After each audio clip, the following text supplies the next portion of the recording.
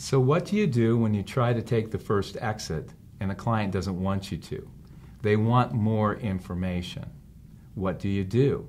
What the client may be asking is this: I would like more information about you and your company before I start to tell you about my business.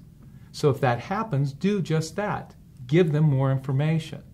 The big question is, how much information?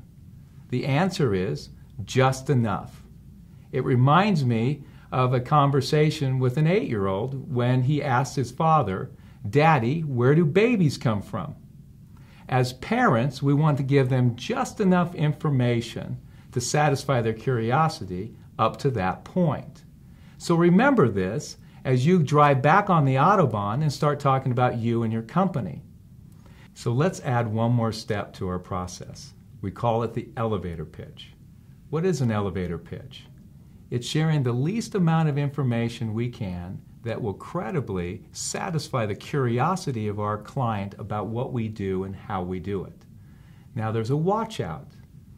Don't give in to the temptation of most salespeople where they do what we call show up and then throw up.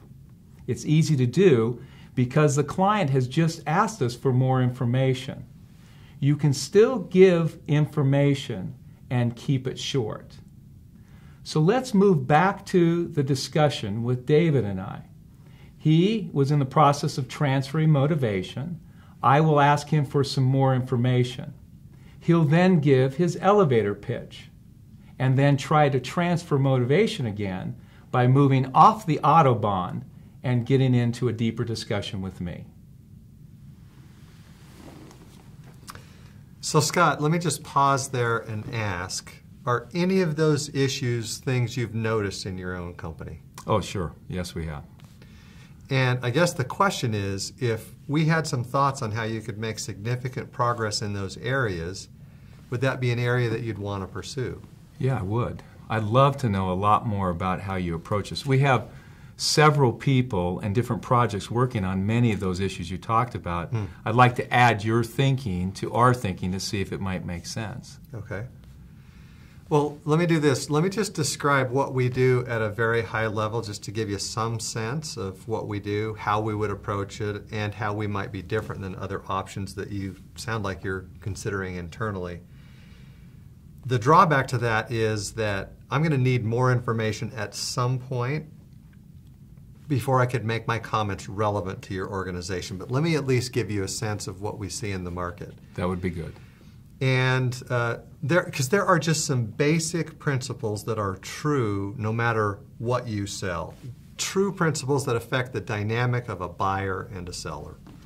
The first one that we notice is trust. That without knowing it, what salespeople often do is they violate trust with their behaviors. It's clear that no matter what you sell, the more a client trusts you, the more information they share. Therefore, the more information they share, the easier it is for you to build a solution that more closely fits their needs, and it's more exciting for them. But the one behavior that most salespeople do consistently, which erodes trust, is they talk too much. We've already talked about that. So what we do is we teach a concept called move off the solution that allows them to shift the conversation and to keep from talking too much. Our whole focus is on how you can drive deeper inquiry as you interact with your clients. The second approach that we take is we understand that most organizations are pretty happy with activity. There's a big difference between continuation and advancement. And average sales organizations don't seem to understand this. Continuation is where you're constantly running out and doing things for a client, whether it's references or information or demos or all of that kind of stuff.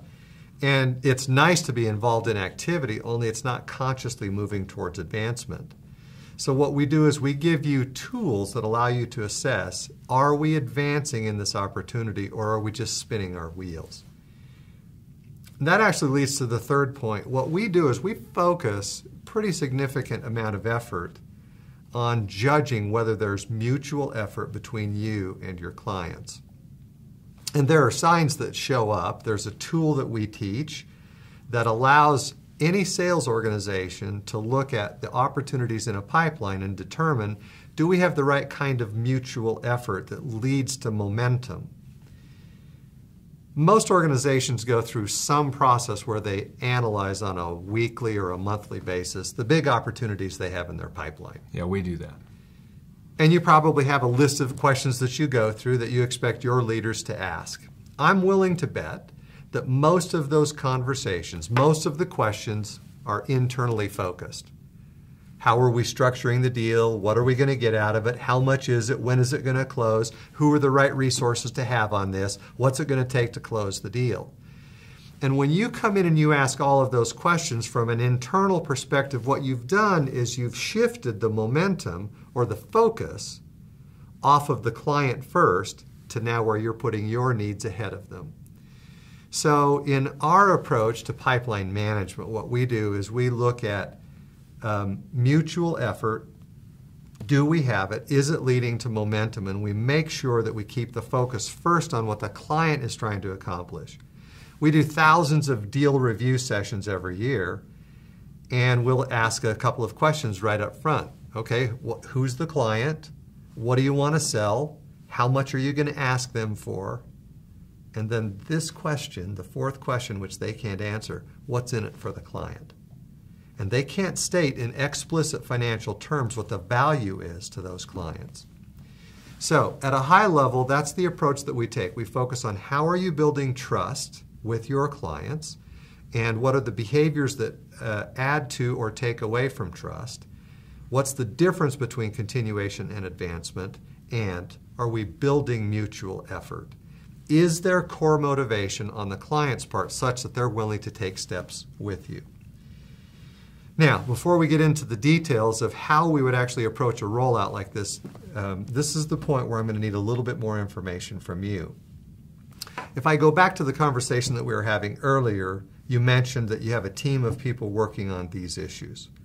And we've only talked about 3 issues. I'm curious, what other issues are you having that you think need to be addressed in your organization? Well, first of all, thank you for sharing some of your approach. Those are fascinating to me. I want to learn more about them. I think the other 2 big issues that we're having right now would be, first, we're having a hard time doing. These are the 3 points we want you to get from that dialogue. 1, when they ask for more information, get back on the Autobahn. 2, give the least amount of information you can to satisfy their curiosity. And 3, look for your first opportunity to transfer motivation and take your first exit off the Autobahn.